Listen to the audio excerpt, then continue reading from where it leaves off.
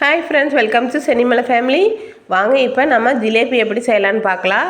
ஒரு டம்ளர் போட்டிருக்கேன், அதில் 2-3 மணி நேரம் ஊற வச்சு எடுத்து வச்சுருக்கேன். இப்போ மிக்ஸி ஜாரில் போட்டு அரைச்சிக்கலாம். ஒரு டம்ளருங்கிறதுனால அரைச்சிட்டு அதை அது கூட ஒரு 2-3 ஸ்பூன் பச்சரிசி போட்டிருக்கேன். அப்புறம் ஃபுட் கலர் போட்டிருக்கேன். அரைச்சி எடுத்துகிட்டு வச்சுட்டேன் ஃப்ரெண்ட்ஸ். இப்போ ஜாங்கிரிக்கு அந்த பாவு காய்ச்சி வச்சுட்டேன். பாவு காய்ச்சி கம்பி பதம் ஆனதையும் எடுத்து வச்சுருக்கேன். இப்போ அந்த உளுந்து மாவை நம்ம ஒரு கவரில் போட்டுக்கணும். கவரில் போட்டுட்டு அந்த இதை கொஞ்சமாக கட் பண்ணி விட்டோம்னா புளியிருக்கு நல்லா ஈஸியாக இருக்கும். குட்டி குட்டியாக புளிஞ்சுக்கணும். ஏன்னா ரொம்ப பெருசாக நம்ம அந்த கடையில் செய்கிற மாதிரியெல்லாம் செய்யலான்னா நம்மளுக்கு அது கொஞ்சம் எக்ஸ்பீரியன்ஸ் வேணும் ஃப்ரெண்ட்ஸ். அதனால் நான் இப்போ குட்டி குட்டியாக எடுத்துகிட்ருக்கேன். நல்லா பிழிஞ்சு விட்டுட்டோம்னா வெந்துக்கும்.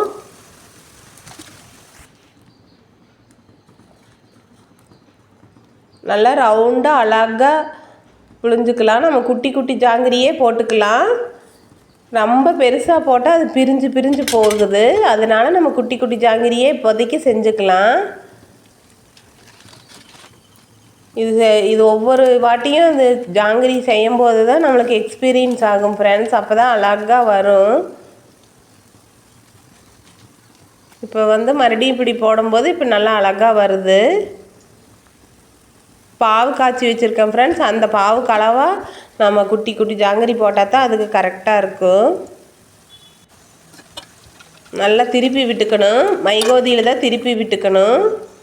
திருப்பி விட்டது நல்லா வெந்துருச்சு. அந்த சலசலப்பெல்லாம் அடங்கினதையும் அதை எடுத்து நம்ம இதுக்குள்ளே போட்டுக்கலாம். பாவில் போட்டுடலாம்.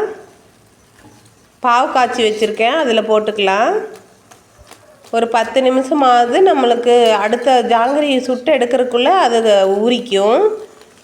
ஒரு 1/4 மணி நேரமெல்லாம் இருக்கணும் ஃப்ரெண்ட்ஸ். அப்போ தான் நல்லா பாகுல பூரா அந்த இதை பூரா அப்சர்வ் பண்ணிக்கும்.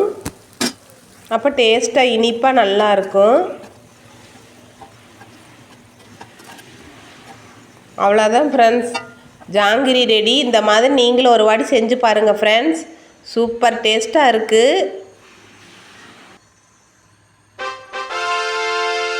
நம்ம ஏலக்காய் தூளெல்லாம் நான் அந்த இதுலேயே பாவுலேயே போட்டுட்டேன் ஃப்ரெண்ட்ஸ். அப்போ தான் அந்த மணமாக சாப்பிட்றதுக்கு டேஸ்ட்டாக இருக்கும். ஜாங்கிரி ரெடி. தீபாவளி பலகாரம் ஜாங்கிரி ரெடி ஆயிடுச்சு ஃப்ரெண்ட்ஸ். அடுத்தடுத்து ஒவ்வொரு வீடியோவிலையும் பலகாரங்கள் வந்துகிட்டே இருக்குது. நீங்கள் பாருங்கள், லைக் பண்ணுங்கள், சப்ஸ்கிரைப் பண்ணிக்கோங்க ஃப்ரெண்ட்ஸ். நீங்களே இந்த மாதிரி ஒரு வாட்டி ட்ரை பண்ணி பாருங்கள். தேங்க்ஸ் ஃபார் வாட்சிங்.